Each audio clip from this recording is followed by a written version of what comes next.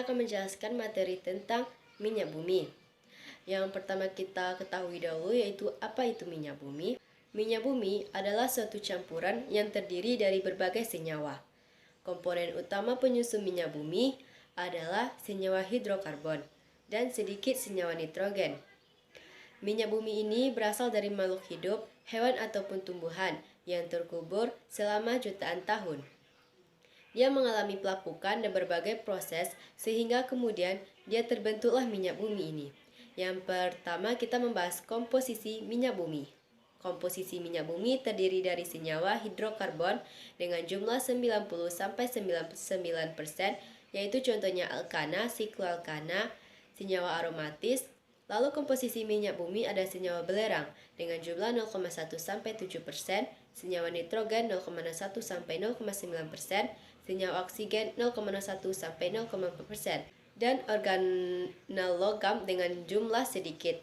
Yang kedua, kita membahas proses pembentukan minyak bumi. Minyak bumi itu mulai dari kumpulan makhluk hidup yang sudah mati berjuta tahun yang lalu. Terkumpul lalu terbawa arus sungai bersama lumpur dan mengendap di dasar laut. Kemudian menjadi bintik dan gelombang minyak bumi lalu kelamaan terakumulasi pada daerah perangkat yang disebut batuan kedap. Setelah berjutaan tahun akan terbentuk gas alam dan minyak bumi sebagai deposit. Minyak bumi terbentuk melalui proses yang sangat lama, sehingga minyak bumi dikelompokkan sebagai sumber daya alam yang tidak dapat diperbarui dan akan dapat habis jika proses pemanfaatan tidak terkendali. Yang ketiga, kita membahas tentang pengolahan minyak bumi. Minyak mentah berwujud cairan kental berwarna hitam yang belum dapat dimanfaatkan. Agar dapat dimanfaatkan, minyak bumi harus mengalami proses pengolahan terlebih dahulu. Pengolahan minyak bumi itu dilakukan pada kilang minyak melalui 2 tahap. Yang pertama, pengolahan tahap pertama dilakukan dengan distilasi bertingkat, yaitu proses distilasi berulang-ulang sehingga didapatkan berbagai macam hasil berdasarkan perbedaan titik didihnya. Hasilnya yaitu fraksi pertama menghasilkan gas yang pada akhirnya dicairkan kembali dan dikenal dengan nama LPG. Fraksi kedua disebut nafta atau gas bumi. Nafta tidak dapat langsung digunakan, tetapi diolah lebih lanjut pada tahap kedua menjadi bensin atau premium atau bahkan petrokimia. Yang lain nafta sering disebut juga bensin berat. Fraksi ketiga atau fraksi tengah selanjutnya diubah menjadi kerosin atau minyak tanah dan guftur atau bahan bakar pesawat jet. Yang keempat sering disebut solar yang digunakan sebagai bahan bakar mesin diesel. Fraksi kelima disebut juga residu yang berisi hidrokarbon rantai panjang dan dapat diolah lebih lanjut pada tahap kedua menjadi berbagai senyawa karbon lainnya, serta sisanya sebagai aspal dan lilin. Pengolahan tahap kedua.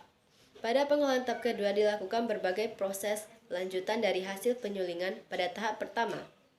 Proses tersebut meliputi yang pertama perengkahan atau cracking. Pada proses perengkahan dilakukan perubahan struktur kimia senyawa hidrokarbon yang meliputi pemeriksaan rantai, alkilasi, polimerisasi, reformasi, dan isomerasi.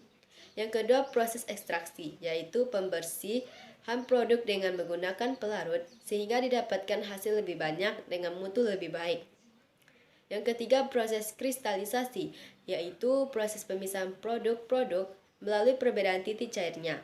Contohnya dari pemurnian solar melalui proses pendinginan, penekanan, dan penyaringan. Akan diperoleh produk sampingan lilin. Yang keempat yaitu pembersihan dari kontaminasi pada proses pengolahan tahap pertama dan tahap kedua sering terjadi kontaminasi atau pengotoran kotoran. Kotoran ini harus dibersihkan dengan cara menambahkan soda kaustik atau disebut NaOH tanah liat atau proses hidrogenasinya bensin. Bensin merupakan salah satu bahan bakar hasil pengolahan minyak bumi. Yang penting saat ini ada beberapa jenis bensin yang beredar di pasaran, seperti premium, pertalite, pertamax, dan pertamax plus. Harga masing-masing jenis bensin tersebut tidak sama karena mutunya berbeda. Mutu bensin ditentukan oleh efektivitas pembakarannya di dalam bensin. Bensin yang baik tidak menimbulkan ketukan atau knocking pada mesin. Ketukan pada mesin terjadi jika bensin terbakar tidak pada saat yang tepat sehingga akan mengganggu gerakan piston. Gerakan piston pada mesin. Berdasarkan penelitian, bensin merupakan campuran dari berbagai macam senyawa hidrokarbon.